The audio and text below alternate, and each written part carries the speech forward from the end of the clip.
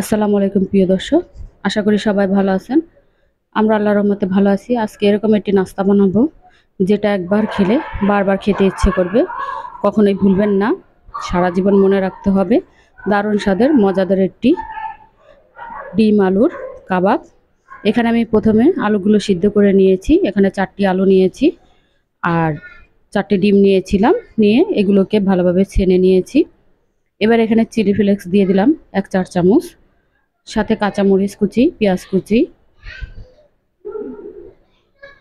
এখানে দিয়ে দিলাম মাংসের মশলা, এটা 2-4 চামচ।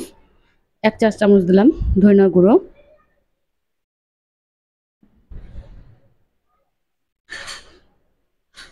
আদা রসুন বাটা দিলাম আধা 4 চামচ, স্বাদ মতো লবণ। এবার এই সবগুলো উপকরণ একসাথে ভালোভাবে মাখিয়ে নিব। আর এটা ভীষণ মজাদার একটি নাস্তা, যেটা একবার খেলে আপনার মুখে লেগে থাকবে, বারবারই খেতে ইচ্ছে করবে। অল্প খরচে সব সময় ঘরে থাকে এরকম উপকরণ দিয়েই এই কাবাবটি বানানো হচ্ছে। যখনই মন চায় তখনই বানিয়ে নিতে পারবেন, কারণ এই সব জিনিসগুলোই আমাদের ঘরে থাকে সবসময়। ডিম আলু আর মশলা তো সবসময় থাকেই। এবার এখানে আমি এটাকে শ্বাস প্লেটের কাঠের ভিতরে ভরে নিব। এখানে একটি করে শ্বাস প্লেটের কাঠি আমি নিয়েছি, আর এইভাবে চেপে চেপে নিব কাবাবের মতন। এটা ভালোভাবে চেপে চেপে নিতে হবে, না তো খুলে যাবে। খেতে মাংসের থেকে কোনো অংশ কম হবে না, একদম সেম মাংসের স্বাদের হবে। আমি একইভাবে সবগুলোই কাবাব আমি কাঠিতে ভরে নিব। এখানে আমার একটু চাপ দেওয়া কম হয়েছিল, তাই এই কাবাবটা আমার খুলে গিয়েছে। আমি আবারও পরবর্তীতে এটাকে চেপে চেপে ঠিক করে নিই। এটা ভালোভাবে একটু চেপে চেপে নেবেন, তাহলে খুলে যাবে না।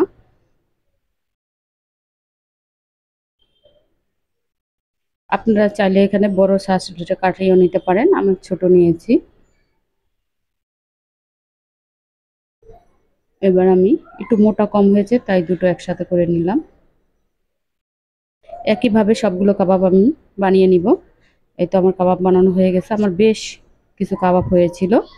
এবার এটাকে একটা সাইড করে রেখে এখানে আমি একটা বেটার তৈরি করে নিব।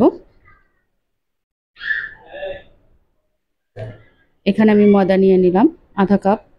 এবার সামান্য পরিমাণ লবণ দিয়ে অল্প অল্প করে পানি দিয়ে আমি এটা বেটার তৈরি করে নিব। এই ব্যাটারটি একবারে পাতলা হবে না আর ঘন হবে না, আমি দেখিয়ে দিচ্ছি এটা কিরকম হবে। এই যে দেখতেই পারছেন, সেম এরকম প্রসেসে বানিয়ে নেবেন, যেরকম আমরা মাঝে মধ্যে এরকমভাবে পরোটা বানাই সেরকমভাবে। এখন এটার আর এখানে আমি ব্রেড গ্রাম নিয়েছি, এখানে আমি রোজ বিস্কিটের গুঁড়া নিয়েছি। আপনারা চাইলে পাউরুটি বা অন্য ব্রেড গ্রামও নিতে পারেন। আমি এখানে রোজ বিস্কিট গুঁড়ো করে ব্লেন্ডারে গুঁড়ো করে তারপরে নিয়েছি। আর এভাবে আগে ময়দার মিশ্রণের মধ্যে চুবিয়ে তারপর আমি ব্রেড গ্রামে চুবিয়ে তারপর আমি তেলে ভেজে নিব। যে দেখতেই পারছেন, ভালোভাবে ঘুরিয়ে ফিরিয়ে এটাকে ভাজতে হবে। আর খুবই এটা সাবধানতাভাবে কাজ করতে হবে, কারণ কাঠি থেকে খুলে যেতে পারে, তাই একটু সাবধানের সাথে এই কাজটা করবেন। আমি এক এক করে এখানে তেল আমার আগে গরম করা ছিল দিয়ে দিলাম। আমার এক পাশ হয়ে গেছে, আমি আরেক পাশ উল্টিয়ে নিচ্ছি। এটা সুন্দর করে মুচমুচে করে ভেজে নেব। আর ব্রেড গ্রাম দিলে এমনিতে যে কোনো জিনিসই মুচমুচে হয়ে যায়। এই তো আমার ভাজা হয়ে গেল ডিম আলুর কাবাব। আমি একইভাবে সবগুলো কাবাবই ভেজে নেব।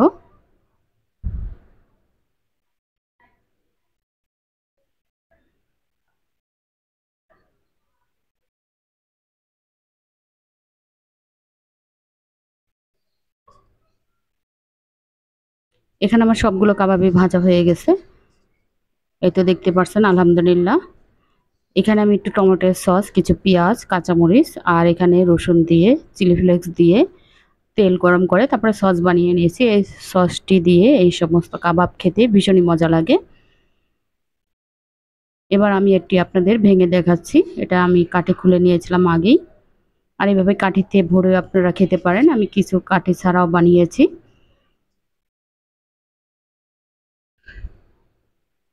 যে দেখতে পারছেন কত সুন্দর, একটা খুলে যায়নি। এই তো ভেঙে দেখালাম, আলহামদুলিল্লাহ অনেকই সুন্দর হয়েছিল, খেতেও মাশাল্লাহ। আমিও বিসমিল্লাহ বলে একটু খেয়ে নিলাম, খুবই টেস্ট ছিল। সবাই ভালো থাকবেন, আমাদের জন্য দোয়া করবেন। আল্লাহ হাফেজ, আসসালামু আলাইকুম।